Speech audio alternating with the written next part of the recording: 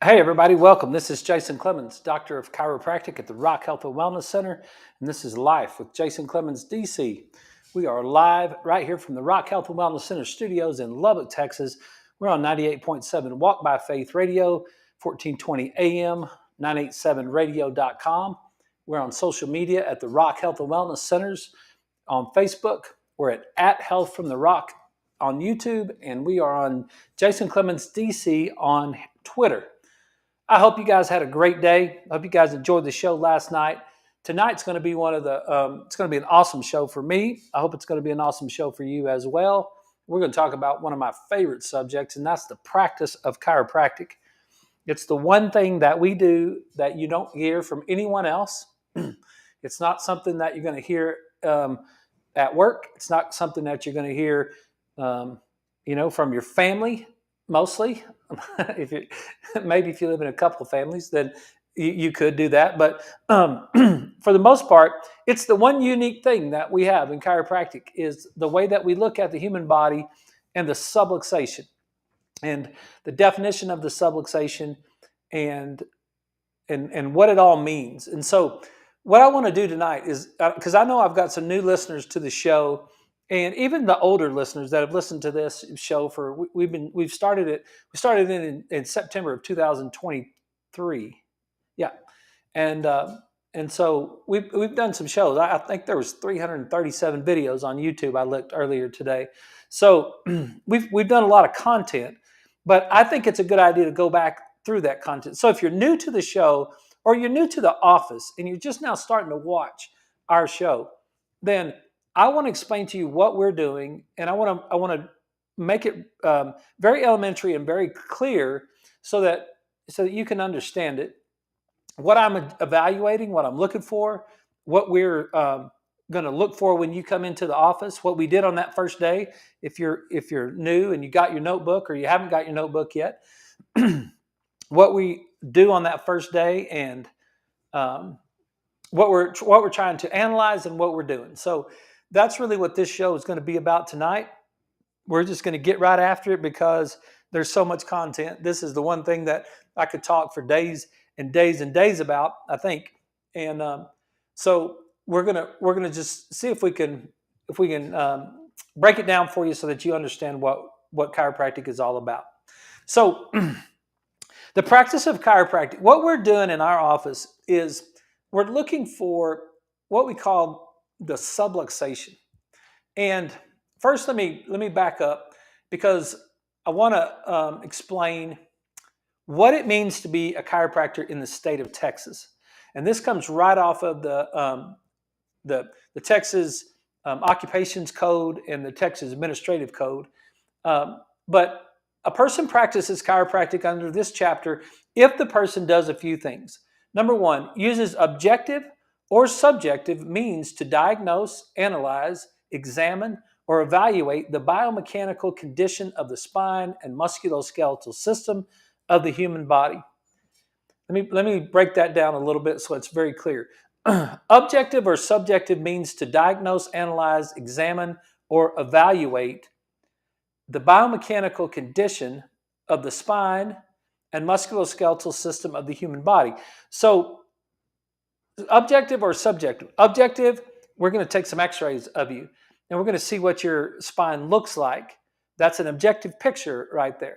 We're going to run a right eye test on you. We're going to run a pupillary light reflex. I'm going to do some orthopedic tests in the office. And you could argue that maybe some of those are objective or subjective.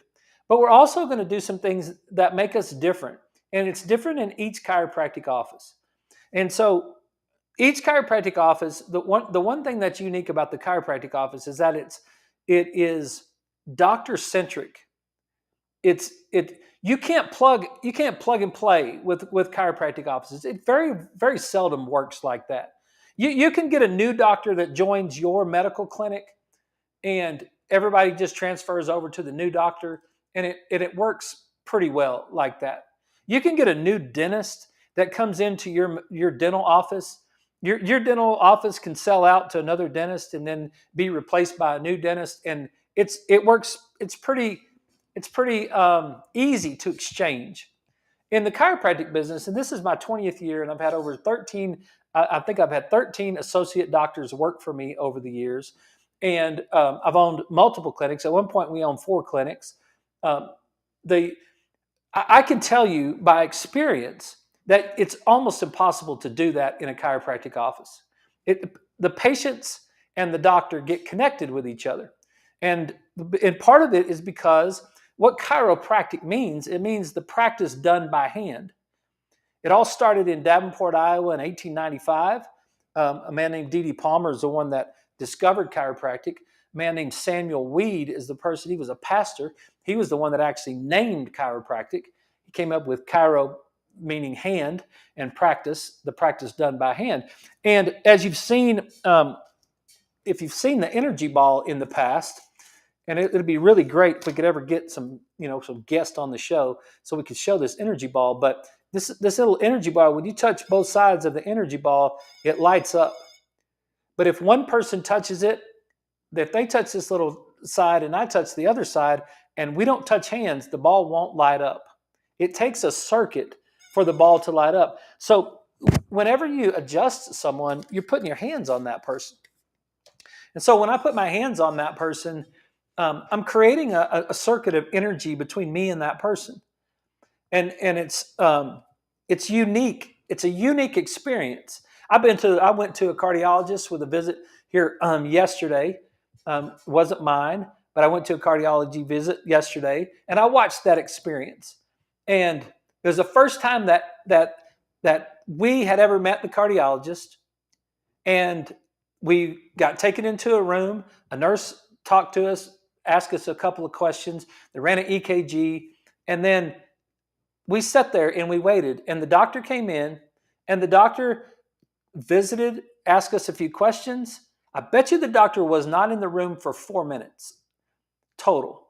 And he asked a few questions. He took his stethoscope and just did this twice, just as a formality, really. It wasn't. That was totally useless. But he just did that, just right up here twice, and then he said, "We're going to put a heart monitor on you, and we're going to monitor you for 14 days, and then we'll see what's going on with you." There's no connection between that visit versus a chiropractic visit. That visit is very similar to when you go to your medical doctor. And I'm not bashing I don't care if I have, in this particular case, I don't care if I have a connection with that cardiologist. I don't need a connection at all with that cardiologist. I just want him to answer the questions that we have for him, right? That's the only thing that matters to me. So I don't care if he's in there for 4 minutes or if we're in there for 40 minutes. That's not a thing. That's not necessary. And I'm not saying anything negative about the cardiologist. I'm simply saying the visit, the doctor-patient relationship is different. And so every chiropractic that you go in, every chiropractic office that you go in will be different. It's going to be different because it's going to be based on that chiropractor's study, philosophy, understanding of chiropractic, the definitions that chiropractor works off of. So you can go into a place like The Joint, or there's a new one across a street over here, and you can plug and play those guys all the time because they're being told in that office what their philosophy is going to be. They're being told in that office what their art is going to be. It has to be that way because from a corporate standpoint, they've got to be able to be, as soon as that doctor leaves, and they got to be able to plug another doctor in there. That doctor is getting told by some corporate level person who's not a chiropractor, who's an owner, who's a business owner, an entrepreneur. Good for them. No problem with that, right? But they're going to look at you based on what that owner is going to tell them, based on what that owner is going to want to have done in their office in order for them to make the money that they need to make to be an entrepreneur. So if you go into one of those places, you're going to have something that's totally different. If you go into a neurology place, a doctor's going to look at you with the lens of neurology. If you go into an orthopedic place, the doctor's going to look at you from an orthopedic standpoint. They're going to look at joints and all that. So there's multiple different viewpoints that the doctor is going to bring to your care when you come in the office. So that's where it's in this definition right here, where it says we're going to use objective or subjective means to diagnose, analyze, examine, or evaluate. My subjective means is going to come from 54 years of experience. It's going to come from 25 years this week in chiropractic. It's going to come from the hundreds and thousands of hours of conversation that I've had about how the body works, what's going on with the nervous system, how do you detect and correct this subluxation that we're about to get to, what is the best way to handle this situation, what is the brain actually doing, like the Master and His Emissary book and all the things that we work on. You're going to get those subjective means that are going to be different based on the analysis. And there's some guys in chiropractic that work really hard and they're really sincere about trying to get to the bottom of the problem. And there's some guys in chiropractic that don't care at all. And I think you will notice as a consumer how that works over a period of time. You'll be the one that kind of knows, you'll be able to tell what kind of office you're in. But they're not the same, right? But that's what we're doing. We're trying to figure out the biomechanical condition, the movement of life, the movement condition of the spine and the musculoskeletal system of the body. And we perform non-surgical, non-incisive procedures, including adjustments and manipulation, which those have two different meanings in the chiropractic world, to improve the subluxation complex or the biomechanics of the musculoskeletal system. So that's what we're trying to do. We're non-surgical, we're non-incisive procedures, meaning we're not going to use any sort of cutting devices. They even say that a little bit because of needles. It's interesting. Some of the conversations have been, you can't use acupuncture because of a certain kind of needle. If a needle has a beveled edge, it makes an incision, versus an acupuncture needle that's flat on the end. I know it gets silly, but that's we're not allowed to use prescription drugs. Well, I'll get to that in just a second. But we're gonna try to improve the subluxation complex, which I'll define in a second, or the biomechanics of the musculoskeletal system. And you might wonder why those two things are separated. Well, they're separated because one of them is very much centered in neurology, and the other one is very much centered in orthopedics. That's the two options that you've got right there. Am I interested in the biomechanics of your shoulder? Absolutely. Am I interested in the biomechanics of your elbow or your wrist and or your hip or your knee or your foot? Yes, I am. I'm interested in all those biomechanics, but I'm first and primarily interested in the neurology of all of it, because that's really how it works. Because a person that's in a casket has no neurology, but they have a hip, they have a shoulder, and they have an elbow, and they have a wrist, and they have a hip and a knee and an ankle, but they don't have any neurology. Nothing is working. They have the parts, but nothing works. So what I have come to learn over, really, I got my first adjustment when I was 17 years old. And what I have come to learn over all these years is that it's the neurology first, then it's the biomechanics. It's not the biomechanics first. And as a patient, you might come to the office thinking it's the biomechanics, just fix my shoulder. And you really don't want to know all the depths of this, I understand. But you might, if you've been a patient in the office or you're new to the office, maybe you might understand that, okay, the reason that I'm looking at your neurology to work on your shoulder is because the neurology is so important first before the biomechanics. Okay? So that's what we're going to do. And then it's got some other little minor things that you represent yourself to the public as a chiropractor. You use the term chiropractic. This is one really interesting. You use the term chiropractic, doctor of chiropractic, or DC, or any derivative in those terms or initials in connection with the person's name. That is a fussy thing between the chiropractic board and the medical board, really between the medical board and everybody else in the state of Texas. But That's why I have to say this is Life with Jason Clemmons, DC, instead of saying this is Life with Dr. Jason Clemmons. I can't say that in Texas. Now, if I was in New Mexico, that would be the name of my show, Life with Dr. Jason Clemmons. Because in New Mexico, as a chiropractor, I could call myself Dr. Jason Clemmons. But in the state of Texas, because of the fussiness of the Texas Medical Board, they keep it.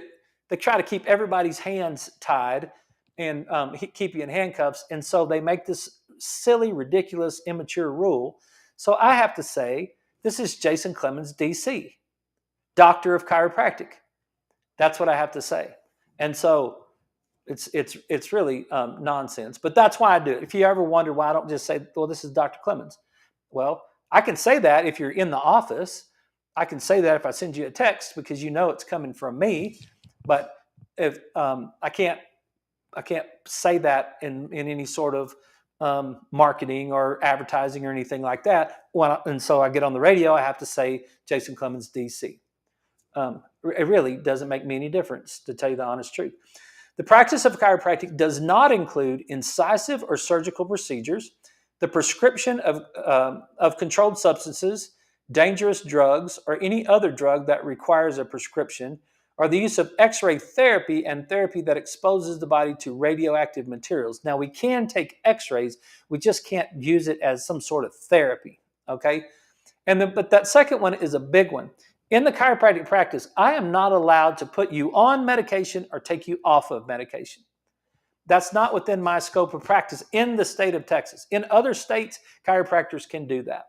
In the state of Texas, we are not, which to me is a complete blessing.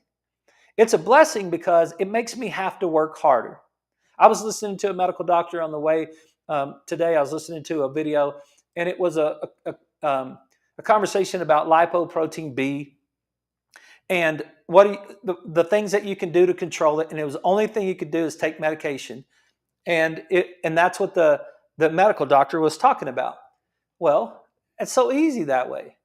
It's just so easy to say, well, I can get your cholesterol down by giving you a medication. In the chiropractic practice, we can't. We have to figure out a way to get your cholesterol under control without that medication. Okay? So I think it's a blessing because it's made me work harder over the last 20 years, 25 years. And I'm not interested in those medications. I don't believe in a lot of those medications. I don't take any medications. I've had one Tylenol in the last 25 years. I've had one Advil in the last 25 years. I've had one Rolaids in the last 25 years. And I had 3 antibiotics. And that's the extent of all medication that I've had in the last 25 years. I'm not interested in it. I don't need it. I function just fine without it. And when I come up against something that challenges me with that, like a foot pain or a knee pain or a hip pain or whatever, then I want to know the solution to the problem. What can we do to solve that problem? Why is that joint not functioning properly? Okay, so that's pretty much an overview of the definition from the state board of what the chiropractic practice is. Now, the big thing that we do that makes us unique, different than any other doctor or any other person on the planet. Your physical therapist is not going to look for this. Your medical doctor is not going to look for this. Any specialist, internist, cardiologist, any of those people, nobody else looks for the subluxation. The chiropractor is the only one who learned about the vertebral subluxation and the vertebral subluxation complex. So what does that mean? What does that word subluxation mean? Now, we've got some ways that we break that down, but the definition from the Texas Occupation Code says this, and I'm going to read it. I'm going to try to go slowly with it so that you can understand what we're looking for. It says a lesion or dysfunction in a joint or motion segment in which alignment, movement integrity, and or physiological function are altered, although contact between the joint surfaces remains intact. It is essentially a functional entity which may influence biomechanical and neural integrity. Okay? It's it's dysfunction of a joint or motion segment, okay? Now, where do you have a joint? You have a joint anywhere you have two bones that come together. And you got 206 bones in your body. Any of those joints, any two joints that come together can be subluxated. Your finger has multiple, you've got three different joints in your index finger. Okay? You can be subluxated in any of those joints. Your wrist can be subluxated multiple places because there's multiple bones in your wrist. Your elbow can be subluxated. Your shoulder can be subluxated. Your entire spine, including your occiput, which is your skull that sits on there, and we'll go through some of that here in just a second, all the way down to your sacrum, your hips, your knees, your ankles, all the way through. One of the most disappointing things I had early in my career is I took care of a lady for a couple of years, and she never said anything about her feet. And then one day she said to me something about she'd been going to get some treatment for her feet. And I said, "What's wrong with your feet?" And she said, "Well, I've got plantar fasciitis in my feet, and I've been trying to get some help with it." And I said, "Why don't you tell me?" And she's like, "You adjust feet?" And I was like, "Dang it!" I was like, "That's my fault. That's not her fault. That was my fault for being a bad teacher because I didn't explain to her what that was. What that the joint can be altered." And it's really important. This is a major point that we're looking for right here. We're looking for dysfunction in a joint or motion segment in which the alignment, the movement integrity, or the physiological function is altered. Anything is altered in that joint. The movement alters the ligaments. The joint, the subluxation alters the ligaments. The subluxation alters the tendons. The subluxation alters the muscle. The subluxation alters the fascia.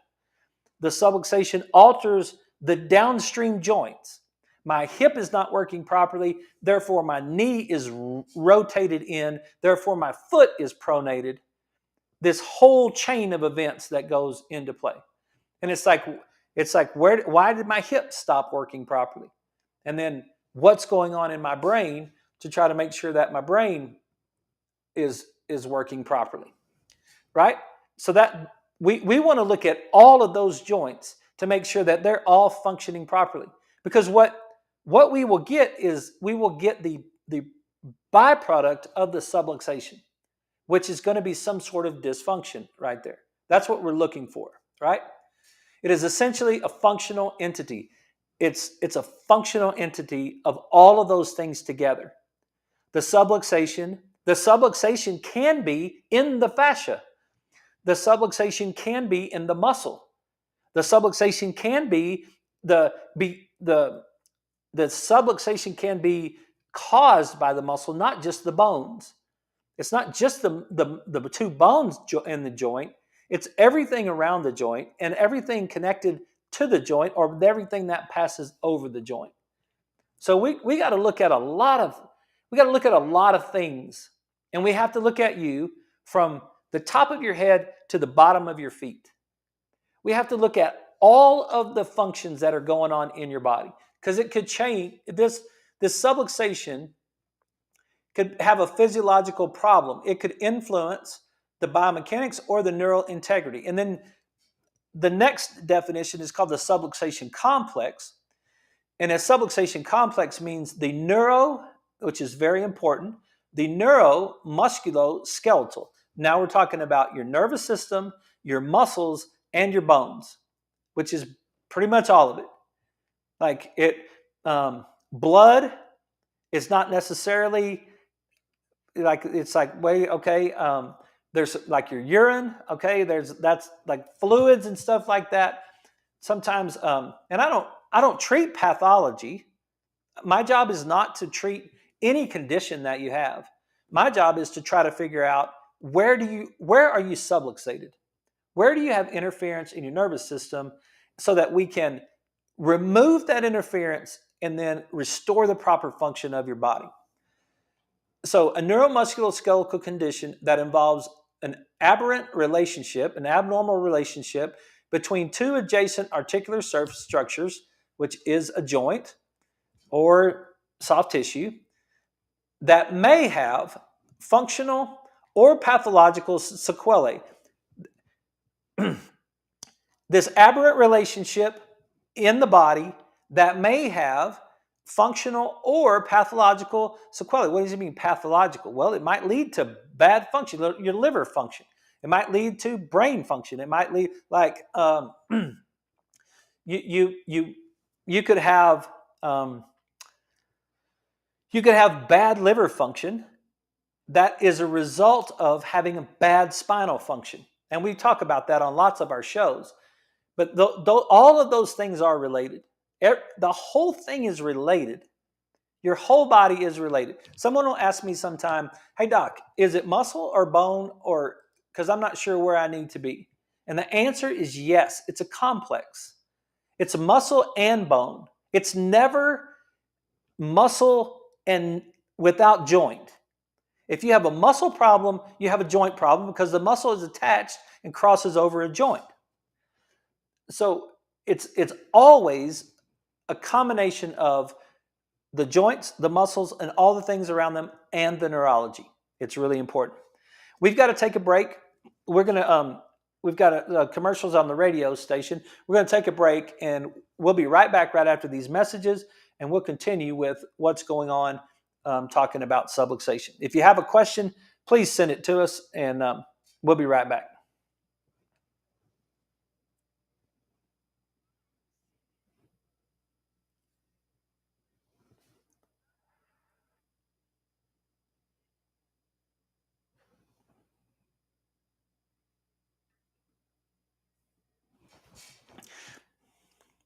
Okay, we're going to keep working on this definition while they're on the break from the radio, and then we'll come back and we'll catch them up if we need to. So this neuromusculoskeletal condition that involves an aberrant relationship between two adjacent articular surfaces that may cause functional or pathological sequelae, causing an alteration in the biomechanical and or neurophysiological reflections of these articular structures. And I know those definitions are a little confusing, but what it's saying is the subluxation complex can change the movement of the joint, or it can change the neurology in the body, which might lead to changes in the physiology in the body. Meaning, let's say plantar fasciitis. We talked about that one, okay? You've got plantar fasciitis on the bottom of your foot. Your plantar fascia, which is a structure on the bottom of your foot, a very tough ligamentous structure on the bottom of your foot, which actually grows into the muscles on the bottom of your foot. That's why it's a very bad idea to release that and cut that plantar fascia. Because if you look at it under a microscope, or even if you just look at it in a lab, you can see where the plantar fascia grows roots into the muscle fibers that are in the bottom of your foot. So if you clip that plantar fascia and you release it, it's going to pull those muscle fibers. So now you're going to get damage to those muscle fibers underneath there. Okay? But let's say you have plantar fasciitis, right? Okay, that is the physiological, pathological, however you want to call it, end result of subluxation. You got subluxated first. You created some sort of abnormal joint, muscle, nerve function, which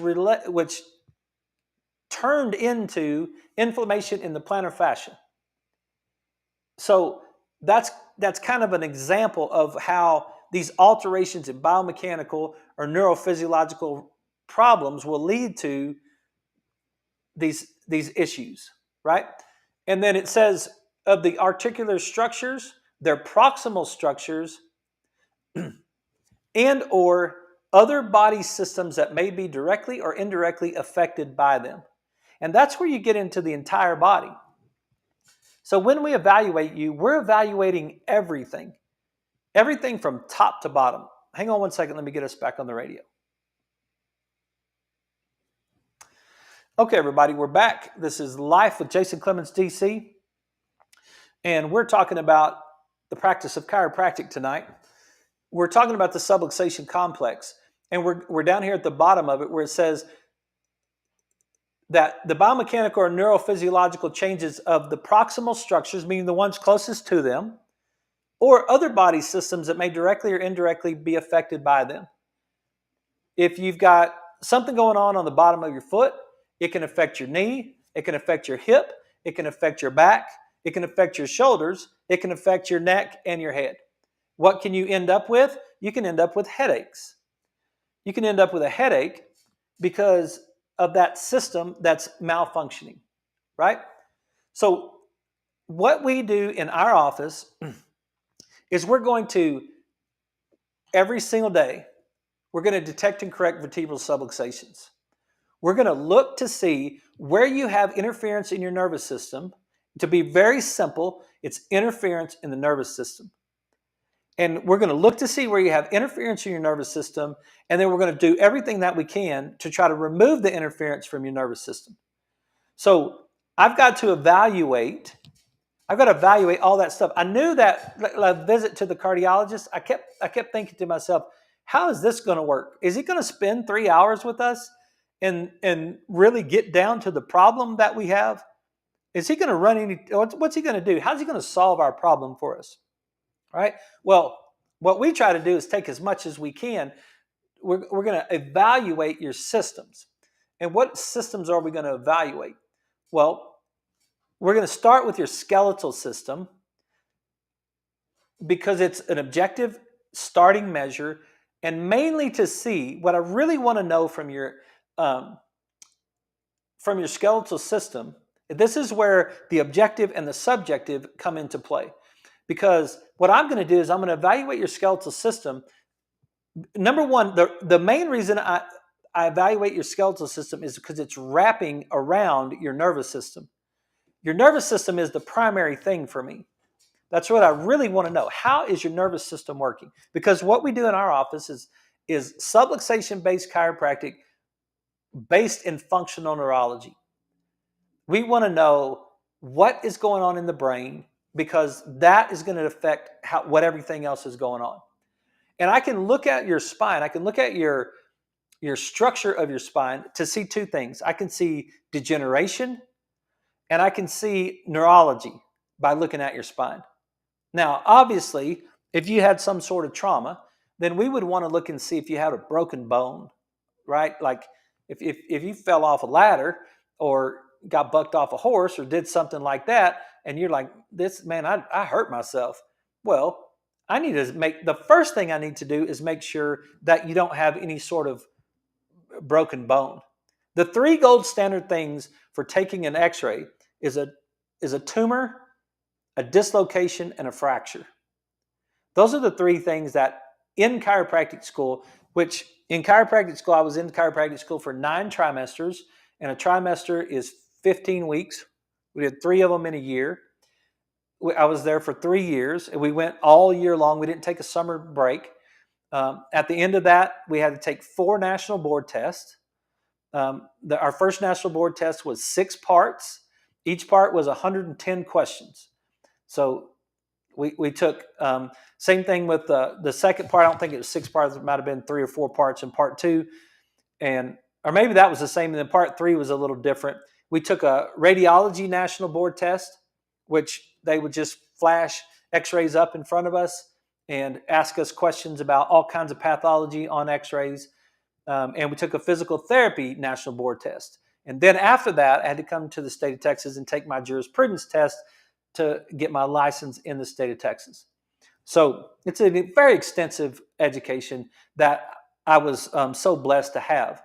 But in analyzing this, going through chiropractic school, out of the 9 trimesters, I had x-ray class in 8 out of 9 trimesters.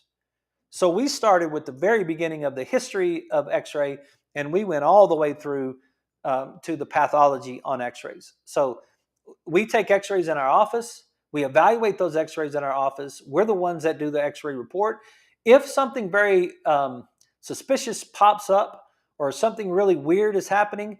I've got a radiologist that I work with in Colorado, and her dad is the one who wrote the textbook it's called the Yoka Monroe X-ray, what's the radiology textbook.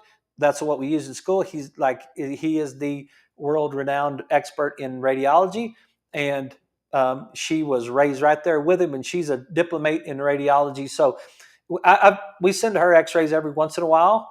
If they're really concerning to us about what's going on, do we really need to know it?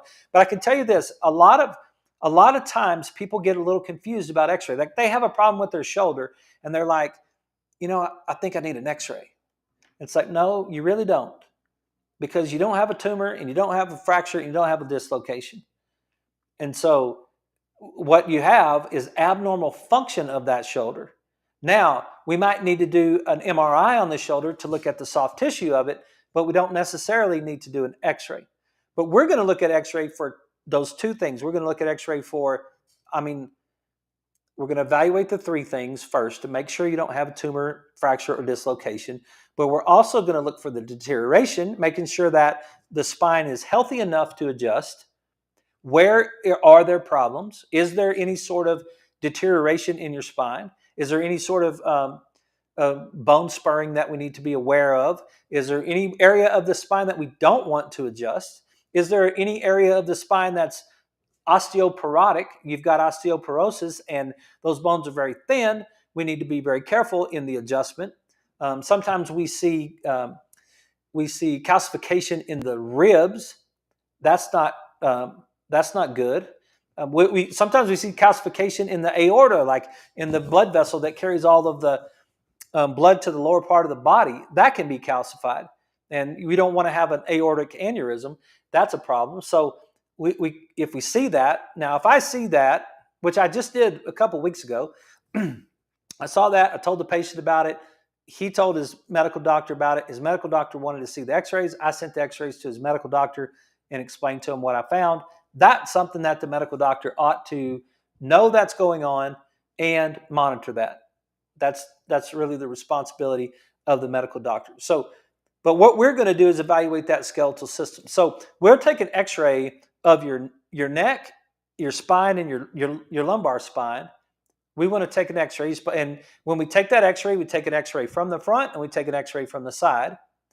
And then if there is a problem, like you're having a hip problem or a knee problem or an ankle problem, then we will X-ray any of those areas and any of those other areas that we need to. So that's the first thing that we're going to do, is we're going to evaluate that skeletal system. And I'll just show you. I've showed lots of X-rays before, and I'll just kind of show you just a couple of them real quickly. We won't get too much into them, but right now. But we've got there's a normal cervical curve. This is an X-ray for you guys on the radio. This is an X-ray of the side view of the neck.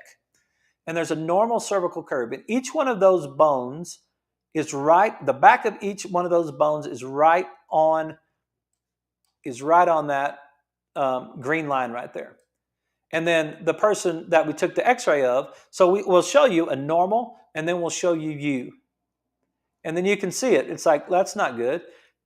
Instead of the red dotted line is the person, and the green line is the normal. And what I'm saying right here is we've got a reversed cervical curve. We've got some degeneration that's going on. And I'm not going to get into it tonight, but a lot of times you'll hear that word arthritis. You'll have the doctor tell you that you have arthritis in your neck. That is not arthritis in your neck. Arthritis is a functional term. It's not a structural term. It's a functional term. Artho is joint, itis is inflammation. So if you have joint inflammation, that's functional. We need to change the function. A person that has degeneration in their neck may or may not have pain in their neck. They may or may not. Degeneration is not painful in and of itself. Abnormal function is painful. And then it creates inflammation, and then now we've got something to work with. So you may or may not have degeneration. You may or may not have these little bone spurs that are coming off here. But those are the things I'm looking for. The health of the spine. And you say, well, I'm 70 years old, and these must be getting old. These discs must be wearing out because I'm old. And I'm like, nope. Just look up here at the top. This is C2, and look at that disc between C2 and C3 at the top. Make sure you guys are still getting, yeah. Okay, now look at the disc between C3 and C4. That is beautiful. If I could just stick my hand up over the top of that and you just looked at you can maybe do it on your screen. If you were to just put your hand like above this point right here and just look at what's at the top of the spine, other than the fact that it's reversed in its structure, it's beautiful. You can't tell me how old that person is by looking at that structure.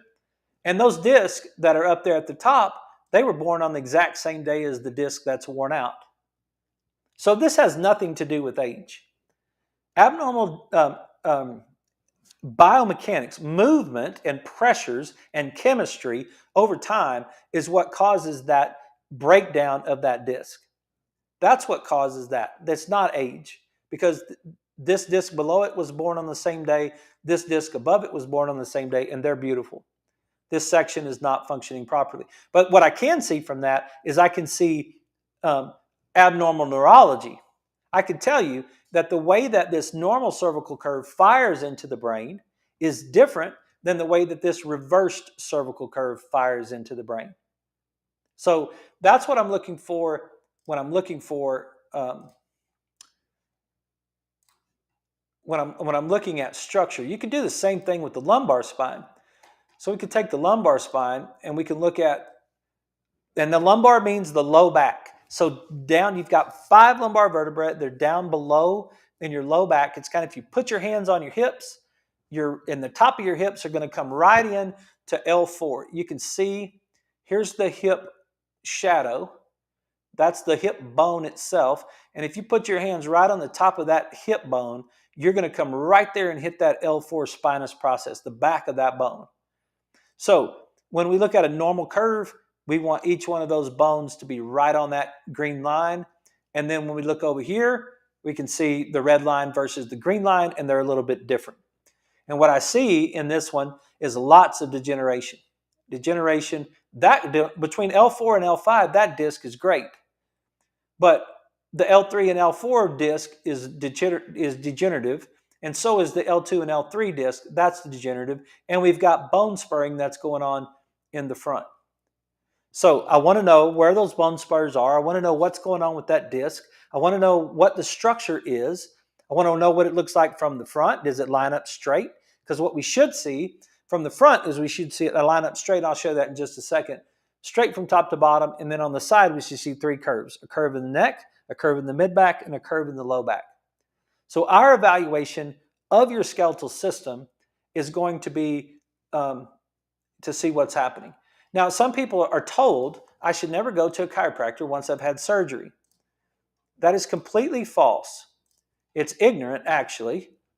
And it's just ignorant. It's my fault that it's ignorant. If it happens in my town, it's my fault because I haven't educated all the orthopedic guys in town and all the nurse practitioners.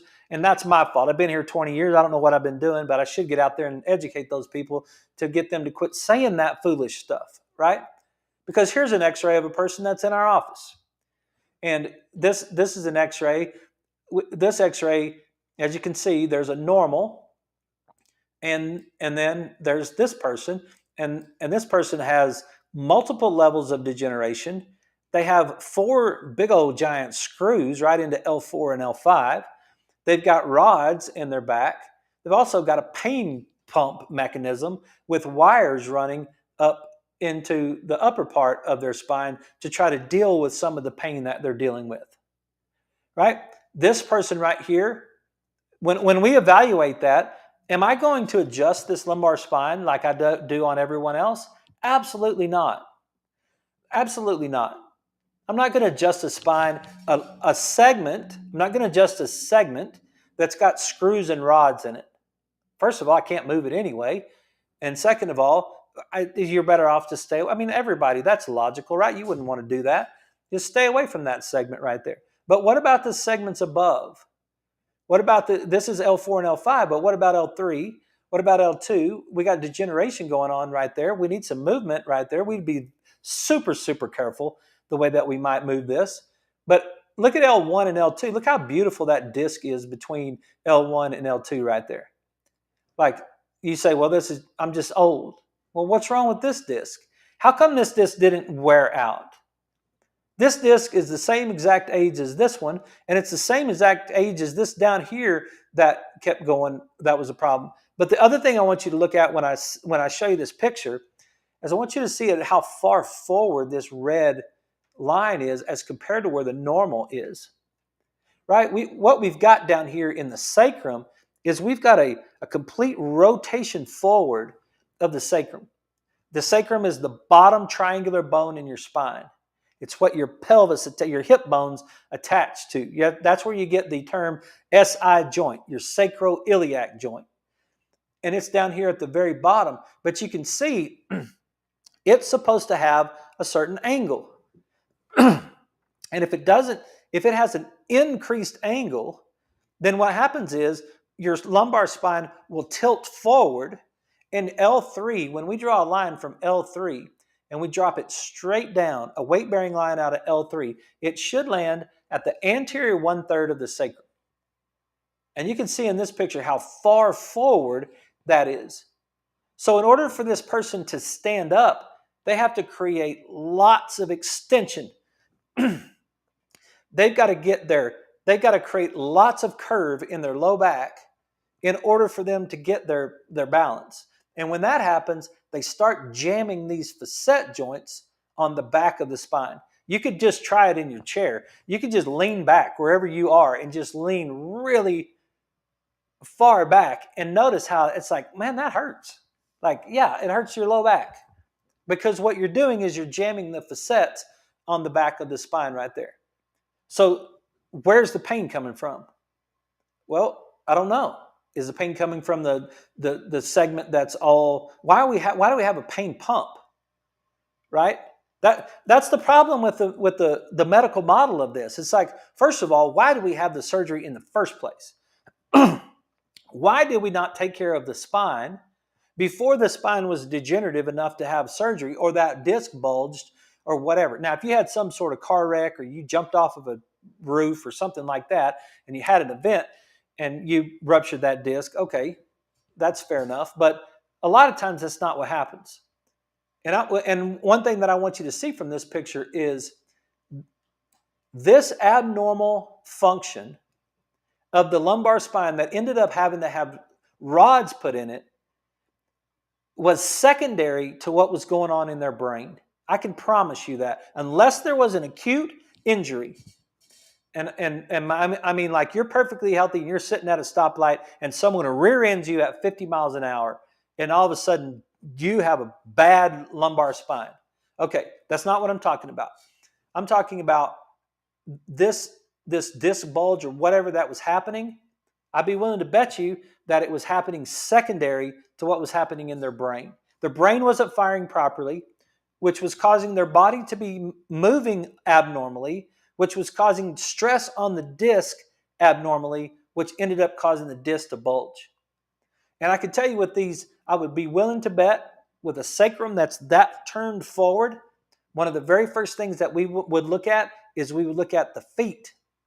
We would want to look at the feet. Are those feet pronated? Have you lost the arch in your foot?